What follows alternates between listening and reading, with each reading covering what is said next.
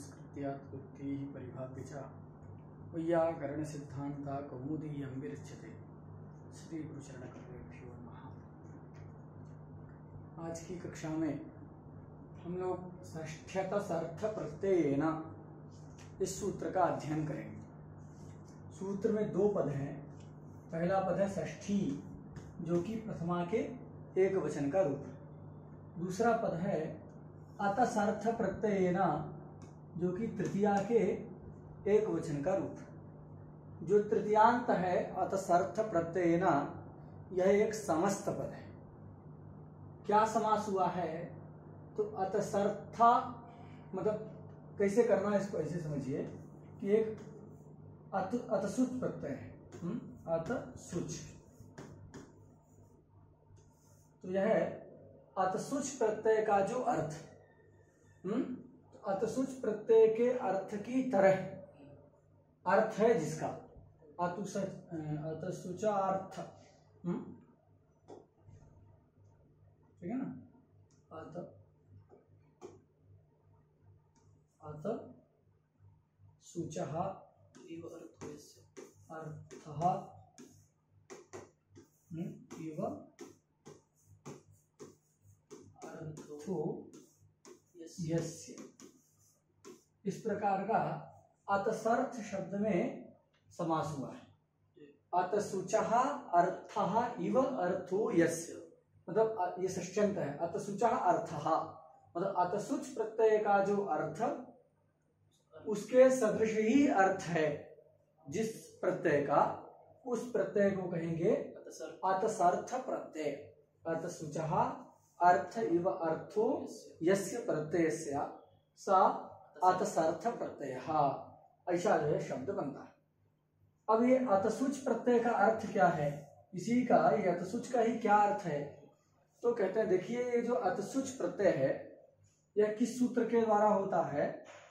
तो दक्षिणोत्तराभ्याम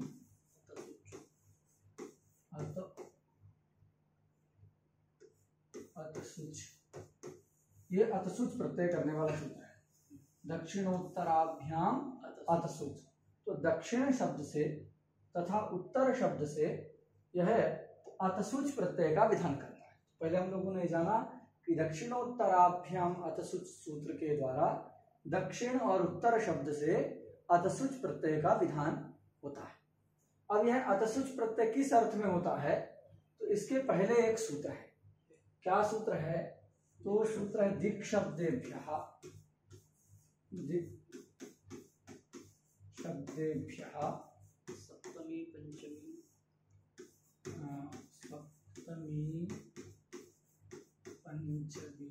प्रथमाभ्यो ये एक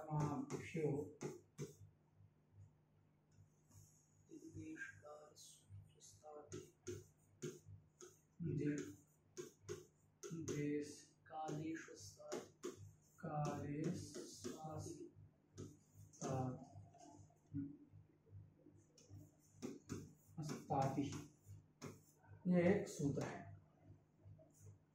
दिक् शब्देभ्यः सप्तमी पंचमी प्रथमाभ्यो, ये गलत हुआ है नहीं,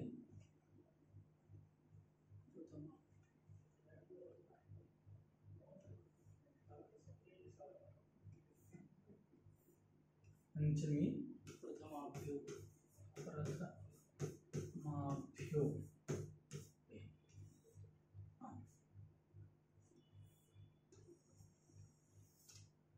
सूत्र है दिक् शब्देभ्यः सप्तमी पंचमी प्रथमाभ्यो दिग्देश काले स्वस्थातिशि। तो ये क्या कहता है कि जो दिक् शब्द हैं उन शब्दों से क्या होता है? तो पंचमी सप्तमी प्रथमाभ्यो, मतलब पंचम्यंत सप्तम्यंत पंचम्यंत और प्रथमांत से यह अस्ताति प्रत्यय होता है। और इसका यहां से लेकर के आगे क्या होता है? दिग्देश कालेषु, मतलब उन शब्दों को क्या होना चाहिए? या तो दिशा अर्थ में, या तो देश अर्थ में, या काल अर्थ में विद्यमान होना चाहिए। तो जो दिग् देश कालेषु विद्यमान, दिग्देश कालेषु विद्यमानाः तेभ्यः दिक्शब्देभ्यः नाम पंचम्यन्तेभ्यः सप्तम्यन्तेभ्यः प्रथमान्तेभ्यश्च अस्ताति भवति। और इसका एक उत्तर सूत्रों में भी संबंध होता है, तो ये पहले है और ये उसके बाद में है दक्षिणोत्तराभ्याम अतसुच। तो क्या होता है, दिक् देश काल अर्थ में विद्यमान जो शब्द होते हैं उन्हीं शब्दों से प्रत्यय अस्ताति हो रहा था। तो इस सूत्र में भी दिक् देश कालेषु की अनुवृत्ति आती है, अस्ताति नहीं आएगा। ये दक्षिणोत्तराभ्याम अतसुच में ये अतसुच एक स्वतंत्र प्रत्यय दिख रहा है जी। तो यहाँ प्रत्यय बोधक शब्द है, इसलिए यहाँ से जो प्रत्यय वाला पद है अस्ताति, इसकी अनुवृत्ति नहीं आएगी, किंतु दिक् देश कालेषु इस पद का संबंध होता है और सप्तमी पंचमी प्रथमाभ्यो का भी संबंध होता है। तो क्या अर्थ होता है, अब वो कौन से शब्द लेना, तो यहाँ सीमित कर दिया है, कोई भी शब्द नहीं ले सकते हैं, दक्षिण शब्द लेना है और उत्तर शब्द लेना है। तो दक्षिण उत्तराभ्याम मतलब वो दक्षिण उत्तर भी कैसे हो, दिग्देश कालेषु, तो दिक् देश और काल, तो दिक् देश और काल में विद्यमान जो दक्षिण और उत्तर शब्द हैं उन शब्दों से क्या होता है, अतसुच प्रत्यय होता है। तो ये अतसुच प्रत्यय का कोई विशेष अर्थ नहीं है, यह प्रत्यय किसमें हो रहा है, स्वार्थ में हो रहा है। किसमें हो रहा है, स्वार्थ में हो रहा है। लेकिन कैसे शब्दों से होगा, तो दिक् देश काल अर्थ में जो रहेंगे उन्हीं शब्दों से ये होगा। तो स्वार्थ का मतलब क्या होता है, स्वार्थ का मतलब अनर्थक नहीं है, स्वार्थ का मतलब ये अनर्थक नहीं है, स्वार्थ का मतलब है प्रकृत्यर्थ को कहते हैं, ठीक है ना। स्वार्थ का मतलब क्या है, उस प्रत्यय का अपना अर्थ नहीं है, अपितु प्रकृत्यर्थ को ही वो कहता है, प्रकृति का जो अर्थ है उसी का वह अनुवाद करता है। तो प्रकृति कौन है, दक्षिण उत्तर, वो किस अर्थ में विद्यमान है, तो दिक् देश अथवा काल में विद्यमान है। तो दिक् देश काल अर्थ में विद्यमान जो दक्षिण और उत्तर शब्द हैं उनसे स्वार्थ में मतलब प्रकृत्यर्थ वही दिक् देश और काल रूपी अर्थ में अतसुच प्रत्यय होता है। तो अतसुच प्रत्यय का क्या अर्थ निकल के आया, यही दिक् देश काल रूपी अर्थ ही आया। दिक् अर्थ है देश और काल, तो ये अतसुच प्रत्यय के अर्थ फलीभूत होते हैं। क्योंकि अतसुच प्रत्यय कब होगा, जब दिक् देश काल अर्थ में दक्षिण और उत्तर शब्द रहेंगे, तभी दक्षिणोत्तराभ्याम अतसुच सूत्र के द्वारा अतसुच प्रत्यय होता है। वह स्वार्थ में होता है, स्वार्थ का मतलब अनर्थक नहीं है, स्वार्थ का मतलब तो प्रकृत्यर्थ है, क्यों प्रकृत्यर्थ का अनुवाद करते हैं। तो प्रकृति कौन है, दक्षिण और उत्तर, वो किस अर्थ में विद्यमान है, तो दिक् देश और काल अर्थ में रहते हैं। तो उन प्रत्ययों का भी ये अतसुच प्रत्यय का भी अर्थ क्या हो गया, दिक् देश और काल रूपी अर्थ हो गया, ऐसा जो है हम लोग निश्चित करते हैं। तो अतसुचः अर्थ इव अर्थो यस्य, ये विसर्ग का लोप हो जाएगा। अतसुचः अर्थ इव अर्थो यस्य, अतसुच प्रत्यय का अर्थ क्या है, दिक् देश और काल। तो वही दिक् देश और काल रूपी अर्थ जिस भी प्रत्यय के होंगे उस प्रत्यय को अतसर्थ प्रत्यय कहेंगे। तदंत जो शब्द होगा उस शब्द के योग रहने पर षष्ठी विभक्ति होती है। अर्थ पुनः समझिए, एकदम स्पष्ट है। अतसर्थ प्रत्यय का अर्थ बता रहे हैं हम कि अतसुच प्रत्यय जो कि दक्षिणोत्तराभ्याम अतसुच सूत्र के द्वारा होता है। इस दक्षिणोत्तराभ्याम अतसुच सूत्र से भीत जो अतसुच प्रत्यय है उसका जो अर्थ कौन सा, दिक् देश काल रूपी अर्थ है, वही दिक् देश काल रूपी अर्थ है जिस प्रत्यय का है उस प्रत्यय को कहेंगे अतसर्थ प्रत्यय। ऐसे प्रत्यय का तो प्रयोग करेंगे नहीं, न केवला प्रकृति प्रयोक्तव्या नापि केवला प्रत्यय, तो केवल प्रकृति का प्रयोग नहीं होता है, केवल प्रत्यय का प्रयोग नहीं होता है, तो क्या लेंगे, प्रत्ययांत लेंगे। अतसुच का जो अर्थ है दिक् देश काल रूपी, उसी अर्थ में विद्यमान जो अन्य प्रत्यय हैं तदंत शब्द के योग में षष्ठी विभक्ति होती है। देखो वृत्ति में षष्ट्यतसर्थ एतद् योगे षष्ठी स्यात्। वही एतद् योगे षष्ठी स्यात् का अर्थ क्या है? वृत्ति में लिख दिया एतद् योगे षष्ठी स्यात्। एतद् योगे मतलब अतसर्थ प्रत्ययांतेन योगे। अतुस प्रत्यय का जो अर्थ दिग्देश काल रूपी, उसी अर्थ को कहने वाले जो अन्य प्रत्यय वे अतसर्थ प्रत्यय कहलाएंगे। और तदंतेन योगे उन अतसर्थ प्रत्ययांत पद के योग रहने पर षष्ठी विभक्ति होती है। उदाहरण से समझो।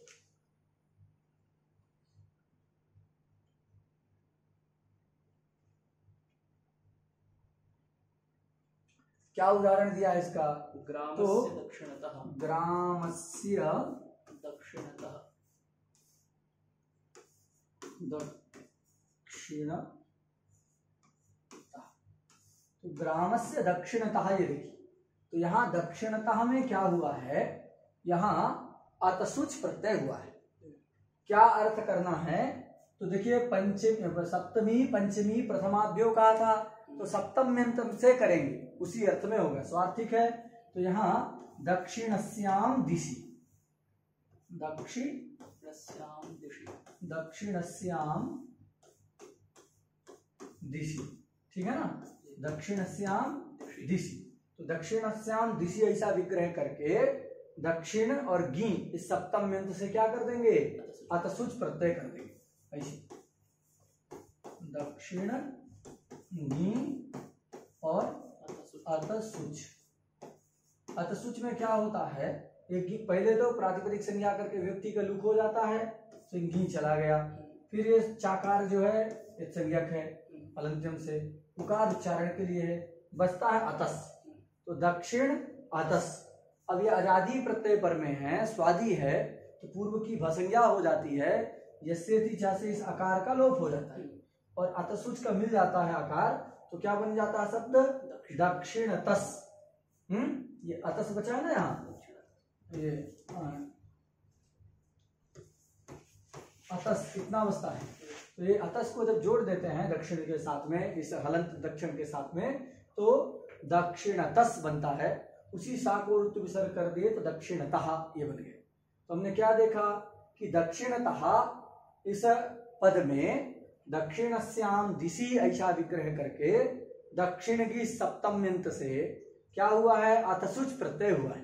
किस अर्थ को कह रहा है? दिक अर्थ को कह रहा है ना? दिग्देश काल रूपी अर्थ है, तो जो अतसुच प्रत्यय के अर्थ में यहाँ तो साक्षात अतसुच ही है, तो दिग्देश काल रूपी अर्थ को कहने वाला अतसुच प्रत्यय है। तदंत शब्द हो गया दक्षिणतः। अतः इस दक्षिणतः शब्द का प्रयोग रहने पर ग्राम शब्द से क्या हो गई?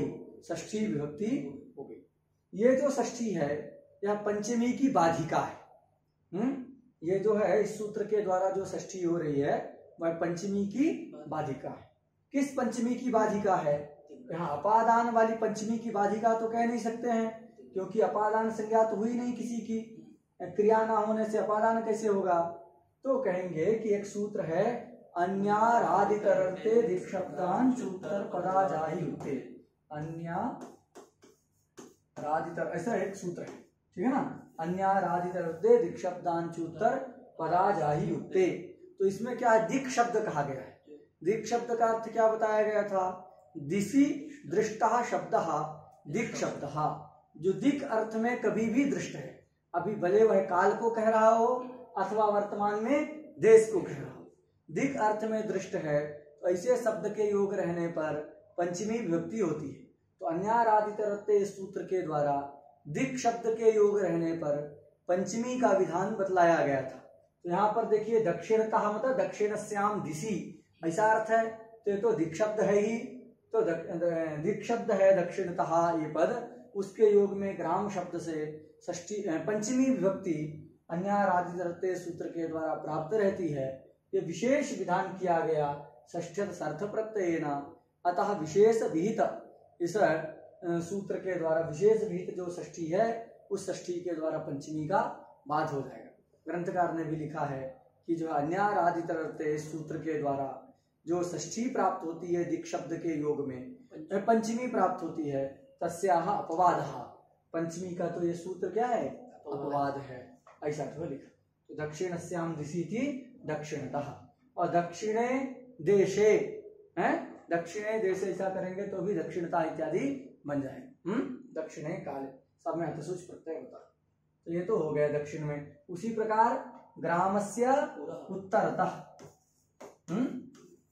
उत्तरता भी बनेगा ना, ग्रंथकार नहीं दिए हैं लेकिन सूत्र क्या है, दक्षिणोत्तराभ्याम अतसुच। तो दक्षिण और उत्तर दोनों शब्दों से अतसुच प्रत्यय होता है, तो दोनों के योग में इसमें उदाहरण बन जाएंगे। तो ग्रामस्य दक्षिणतः और ग्रामस्य उत्तरतः ऐसा जो उदाहरण बन जाएंगे। ठीक है, अब दूसरा उदाहरण देखो। और भी ये तो साक्षात इसमें क्या था, अतसुच प्रत्यय ही था। अब जो है अतसुच प्रत्यय के अर्थ में जो दूसरे प्रत्यय हैं, अन्य प्रत्यय होते हैं, उनका भी उदाहरण ग्रंथकार प्रस्तुत कर रहे हैं। तो क्या उदाहरण दिया, ग्रामस्य पुरः, तो उदाहरण देते हैं ग्रामस्य पुरः। तो ग्रामस्य पुरः ये उदाहरण ग्रंथकार देते हैं, ग्रामस्य पुरः। अब ये पुरः शब्द कैसे है, तो देखिए यहाँ पूर्वस्याम दिशि ऐसा विग्रह करके पुरः शब्द बनता है। कैसे बनता है, पूर्वस्याम है, पूर्वस्याम दिशि ऐसा विग्रह करते हैं। और पूर्वस्याम दिशि ऐसा विग्रह करके क्या करते हैं, यहाँ असी प्रत्यय होता है। कौन सा प्रत्यय हुआ है, असी प्रत्यय। असी प्रत्यय करने वाला सूत्र ये हटा देते हैं, इसका काम हो गया। तो असी प्रत्यय यहाँ पूरा शब्द में हुआ है। क्या सूत्र है, तो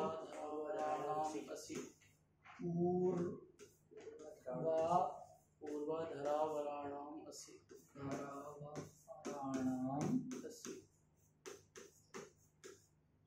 पूर्वाधरावराणाम असि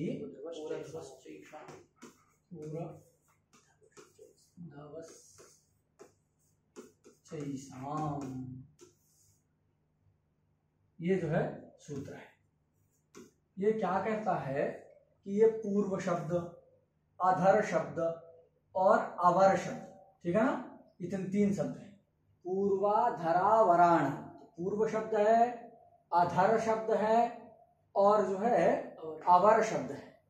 तो इन शब्दों के स्थान में षष्ठी है, तो पूर्व, अधर और अवर शब्दों के स्थान पर क्या होता है, पूर्व के स्थान पर पूर्व हो जाता है रेफांत, और जो है अधर के स्थान पर अध आदेश हो जाता है, और अवर के स्थान पर अव आदेश होता है। ये सब हलंत रहता है वैसे, पूर्व, अध और अव, तो ऐसा ये आदेश करता है। पूर्वाधरावराणाम मतलब पूर्व शब्द को पूर्व, अधर शब्द को अध और अवर शब्द के स्थान पर अव आदेश होता है। एषाम आदेशा होती, और क्या होता है, इन्हीं शब्दों से असी प्रत्यय होता है। ठीक है ना, यहाँ ऐसा समझ सकते हैं कि ये जो पूर्वाधरावराणाम में जो षष्ठी दिख रही है, यह षष्ठी पंचम्यर्थ में, पंचम्यर्थ में षष्ठी विभक्ति आई। तो क्या होगा, पूर्वाधरावरेभ्यः ऐसा अर्थ करना हो, पूर्वाधरावरेभ्यः असि भवति। फिर आगे देखो, येषाम पुराधवश्च, है ऐसा दिखा कि नहीं, कि पूर्व, तो इससे यही अर्थ है कि पूर्व, अधर और अवर शब्द से पर में असी प्रत्यय होता है। पंचम्य अर्थ में षष्ठी यहाँ मानना होगा। और उनके स्थान पर जो प्रकृति वाला भाग है उसके स्थान पर क्या होता है, क्रम से पूर्व को पूर्व, अधर को अध और अवर को अव आदेश होता है। येषाम वहां अलग से षष्ठी लिख दिया है, तो ये पंचम्य अर्थ में षष्ठी बनना चाहिए। तो देखो यहाँ पूर्वस्याम दिशि, पूर्वस्याम दिशि ऐसा विग्रह करके, पूर्वस्याम दिशि विग्रह करके पूर्व शब्द से क्या कर दिए, अथवा पूर्व की, इससे असी प्रत्यय कर दिए। असी में इकार की संज्ञा हो जाती है, बचता है अस, समुदाय की प्रातिपदिक संज्ञा होकर सुपो धातु प्रातिपदिक से लुक हो गया पूर्व अस, और पूर्व के स्थान पर क्या हो गया, इसके स्थान पर जो पूर्व आदेश हो गया, तो क्या बचा, पूर्व अस। हीरा मिला देंगे पुरस, और पुरस में सा कुर्त विसर्ग होकर क्या बन गया, पुरहा। तो ये जो हुआ है प्रत्यय कौन, असी प्रत्यय, इस सूत्र के द्वारा पूर्वाधरावराणामसि पूरधवश्चैषाम, इस सूत्र के द्वारा जो असी प्रत्यय हुआ, ये असी प्रत्यय भी दिग्देश काल रूपी अर्थ को ही कह रहा है, उसी के अधिकार में पठित है। अतः इस प्रत्ययांत के योग में, असित प्रत्ययांत पुरः शब्द के योग में भी क्या हो जाता है, षष्ठी विभक्ति हो जाती है। तो ग्रामस्य पुरः ऐसा करो। पूर्व शब्द को आदेश करता है, पूर्व को पूर्व ही शब्द है ना जी, पूर्व शब्द को आदेश करता है। चलो ग्रामस्य पुरस्तात्, फिर और भी दूसरे को आपको बनाना है तो अधस बनेगा। यहाँ अधा आदेश कर देंगे, अस मिला देंगे, अधस अवस है। तो ग्रामस्य अधः, ग्रामस्य अवः, ऐसा सब बनेगा। ठीक है ना, वो भी रूप बनेंगे। जैसे पुरा बनाए हैं वैसे क्या बनेगा, अधस। अधस शब्द है, रूप तुसर्ग होके अधा ही बनेगा, तो इसी से अधा बनता है। और जो है अवः, ऐसा सब बनेगा। ग्रामस्य अधः, ग्रामस्य अवः, ये सब प्रयोग होते हैं। अवर इत्यादि, अवर अर्थ में अवः। फिर दूसरा क्या दिया, ग्रामस्य पुरस्तात्। अब जैसे पूरा है यहाँ हुआ, उसी प्रकार जो है यहाँ पूर्व शब्द से ही क्या होता है, इसी अर्थ में पूर्वस्याम दिशि ऐसा अर्थ करके यहाँ प्रत्यय बदल देंगे। यहाँ क्या प्रत्यय था, असी, तो असी प्रत्यय ना करके अब अस्ताति प्रत्यय कर दिए। क्या कर दिए,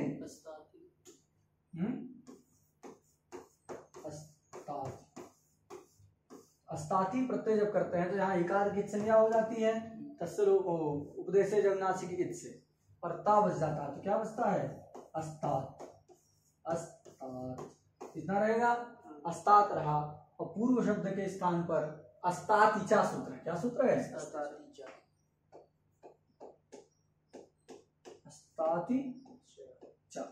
अस्तातिचा सूत्र के द्वारा भी क्या हो जाएगा, इस सूत्र से पुनः पूर्व शब्द के स्थान पर ये पूर्व आदेश हो जाएगा।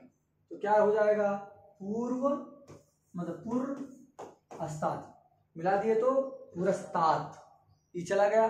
तो पूर्व शब्द से जब तसी प्रत्यय किए हैं तो पूरा बनता है, और पूर्व शब्द से जब उसी दिक अर्थ में क्या कर देते हैं, अस्ताति प्रत्यय करते हैं, तो रूप बनता है पुरस्तात। ये हटा दो, यही रूप बन गया पुरस्तात। यहाँ अस्ताति प्रत्यय पुरस्तात, ठीक है। तो पुरस्तात में अस्ताति प्रत्यय भी निर्देश काल आदि अर्थ में विद्यमान है, मतलब अतसर्थ अर्थ में ही ये प्रत्यय है। अतः ये तदंत शब्द के योग में भी षष्ठी हो जाती है। इसी प्रकार जैसे अधस शब्द है, उससे करेंगे तो अधस्तात। अधस शब्द है, ये अस्ताति प्रत्यय कर दिए तो क्या बन गया, अधस्तात। पुरस्तात, अधस्तात, उपरिस्त है, अवरिष्टात है। अब आदेश कर देंगे, अस्तात प्रत्यय वाला बच जाएगा, अवस्थात। तो ग्रामस्य अधस्तात, ग्रामस्य पुरस्तात, मतलब पूर्वस्याम दिशि। और ऐसा जो अर्थ करना है, अवस्थात, ये सारे शब्द बने। फिर देखो आगे क्या है, ग्रामस्य उपरि। अब देखो ऊपर ही बता रहे हैं, ये इसका काम है। ग्रामस्य उपरि, ग्रामस्य उपरि, तो उपरि में क्या है, ऊर्ध्व शब्द है। क्या शब्द है, ऊर्ध्वा, ऊर्ध्वायाः बनेगा ना, ऊर्ध्वायाम ऐसा कर लो, दिशि करना, ऊर्ध्वायाम दिशि, अथवा ऊर्ध्वस्याः दिशः। पंचमी से भी हो जाएगा, तो सप्तमी वाला हम लिख रहे हैं, ऊर्ध्वायाः दिशः, षष्ठी में दिशा में, ऊर्ध्वायाः दिशः अथवा ऊर्ध्वा दिक्। सभी प्रकार का विग्रह करेंगे तो क्या हो जाएगा, ऊर्ध्व शब्द से यहाँ रिल प्रत्यय होता है। क्या प्रत्यय होता है, रिल प्रत्यय होता है। क्या सूत्र है, ऊपरी उपरिष्टात्, ऊपर यही है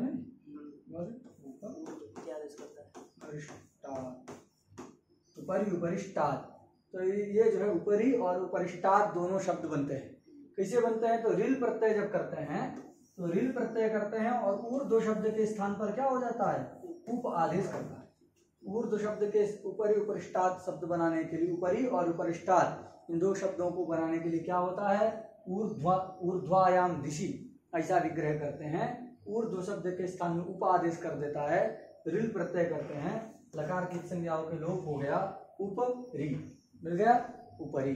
उपरी शब्द भी क्या है, यहाँ पर रिल प्रत्यय जो ये हुआ है ये अस्त्यर्थ प्रत्यय है, अतः अस्त्यर्थ नहीं अतसर्थ प्रत्यय है, अतः उसके तदंत शब्द हो गया उपरी, उसके योग में षष्ठी विभक्ति हो जाती है। ठीक है ना।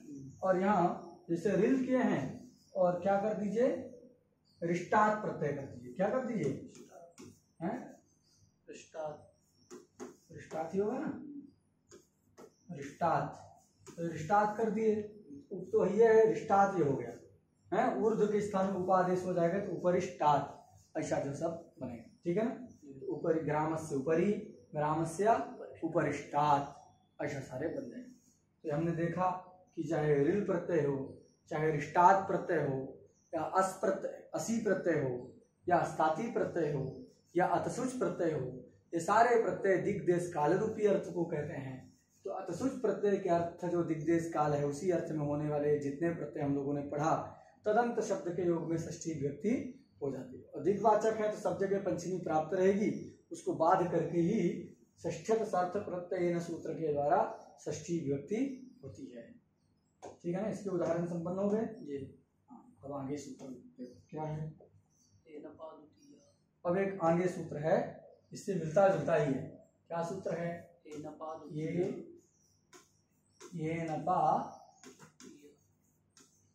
द्वितीया, ये नपा द्वितीया सूत्र है। ये एनप एक तृतीया का रूप है। कहाँ का है, तृतीया के एक वचन का। तो एनप प्रत्यय है, उसके तृतीया में बन गए एनपा। प्रत्यय ग्रहणे तदंत ग्रहण नियम है, तो यहाँ क्या हो जाएगा, एनपा का अर्थ क्या है, एनप प्रत्ययांतेन, योगे पद का अध्याय कर लेंगे। क्या हो गया, एनप प्रत्ययांतेन, एनप प्रत्ययांतेन योगे किं भवति, द्वितीया। द्वितीया तो प्रथमा के वचन का है, तो एकदम अर्थ स्पष्ट है। एनप प्रत्ययांतेन योगे द्वितीया भवति। एनप प्रत्ययांत के योग में क्या होगी, द्वितीया विभक्ति होती है। दक्षिण क्या है, एन बन्यतरस्याम अदूरे पंचम्याः। सूत्र है एन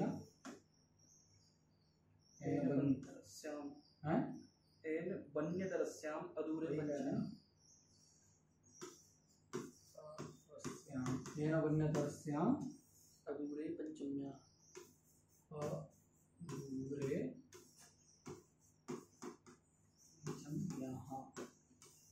ये सूत्र है।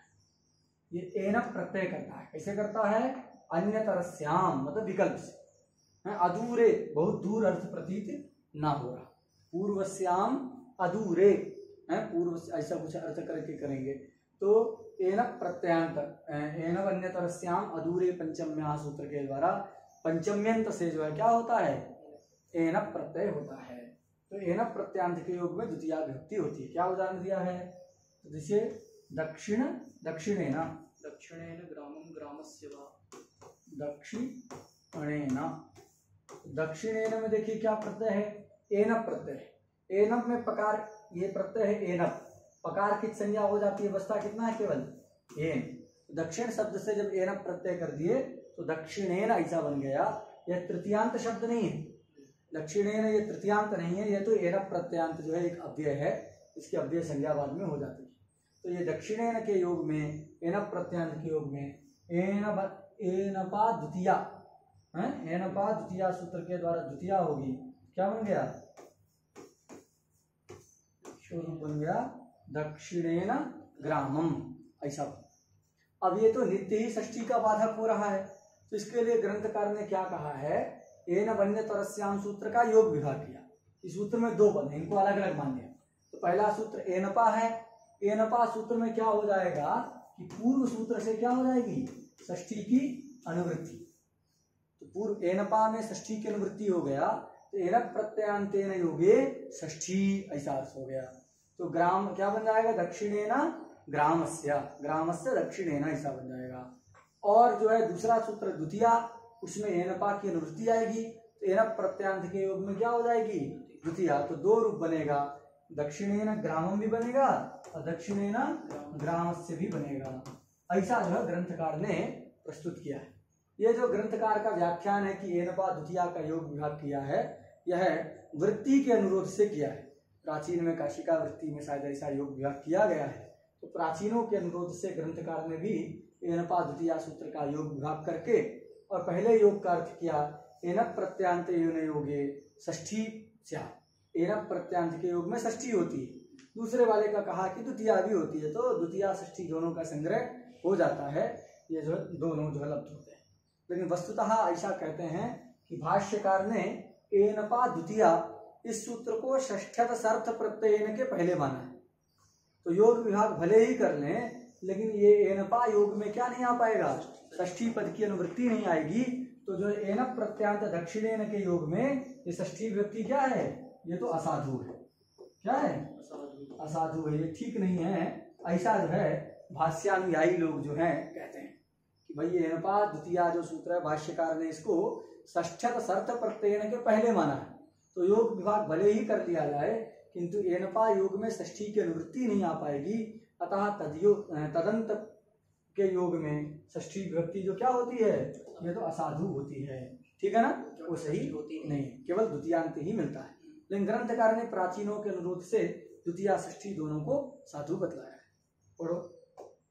एनपा द्वितीया एनवंतेन योगे द्वितीया स्यात्। ठीक है, एनपा इति योग विभागात् षष्ठ्यपि। षष्ठ्यपि, ठीक है, प्राचीन के अनुरोध से इन्होंने कहा था। फिर एक सूत्र और पट से बोलो। दूरांतिकार्थैः षष्ठ्यन्य सूत्र है दूरांतिकार्थैः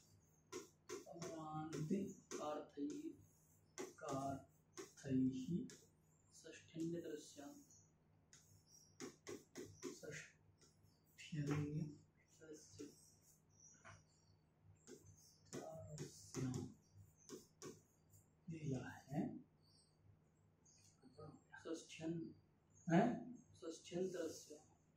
अन्य तरस्या है ना जी, षष्ठ्यन्य तरस्या, वही तो लिख रहे हैं